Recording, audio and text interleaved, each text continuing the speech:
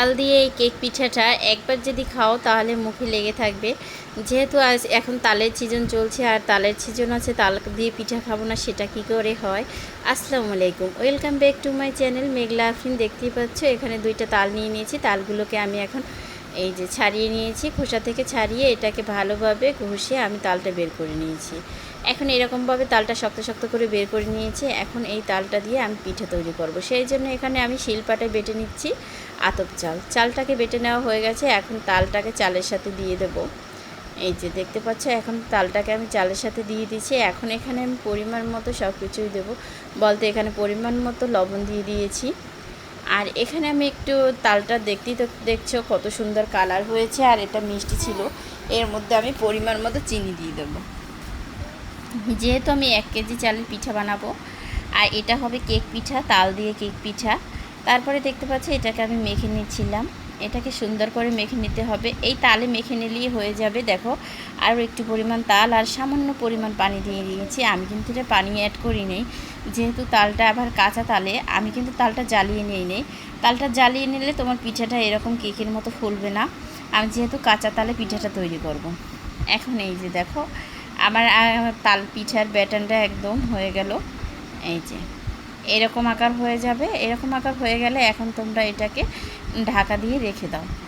এই যে পরের দিন সকালবেলা দেখো কীরকম হয়েছে ফুলে, এটা কিন্তু নষ্ট হয়ে যাবে না সকাল পর্যন্ত।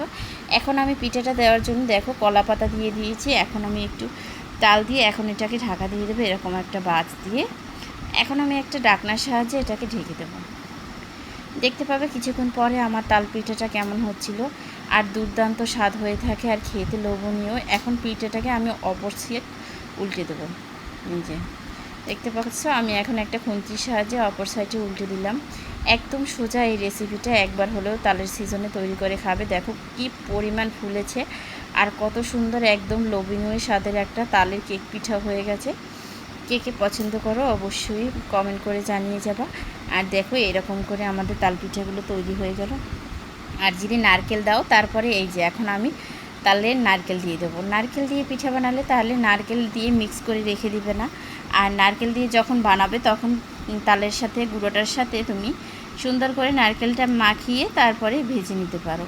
আর নারকেল দিয়ে যদি রেখে দাও তাহলে নষ্ট হয়ে যাওয়ার সম্ভাবনা বেশি হয়ে থাকে, সেই জন্য নারকেল দিয়ে রেখে দিবে না। তারপর আমি আবার নারকেল দিয়ে আবার নিলাম। এই যে দেখো নারকেল দিয়েও নিয়েছি আর নারকেল ছাড়াও আমার তালের পিঠাগুলো কীরকম হয়েছে দেখো, একদম অবিকাল সেম কেক হয়েছে আর খেতে তো দুর্দান্ত স্বাদ হয়েছিল।